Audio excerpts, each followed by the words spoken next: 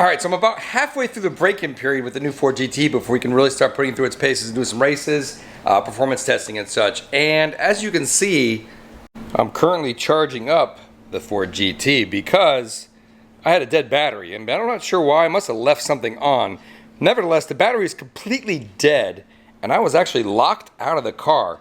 Now, if you remember before when the Ford GT guy came by, he went over this procedure, and basically you got to take your key, and there's like 3 steps. You have to unlock, down here you put the key in, you unlock the rear compartment, you pull a latch, and that opens the door.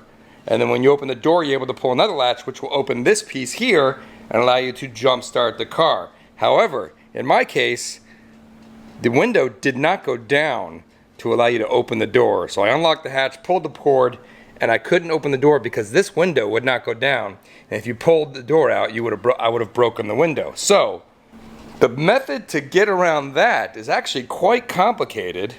You actually have to remove the wheel here, take out the wheel liner in there, and inside the battery is in right up here. So I had to get a booster pack, something like this, which cost me $100. So I took this, took the wheel off, took the liner out, was able to get to the battery and get the system charged up enough to actually open the door, pop the front latch, and get the car charged up and running. So that was an actual pretty painstaking process if you don't know what you're doing.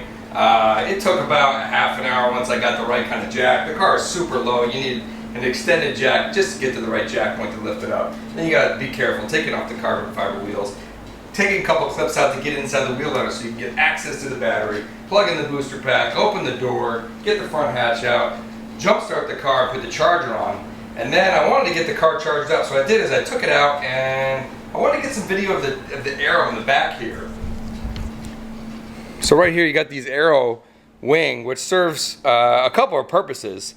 It can be completely down for VMAX mode and the least amount of drag. In this mode here it adds downforce for track use, and it also flips completely up into air brake mode.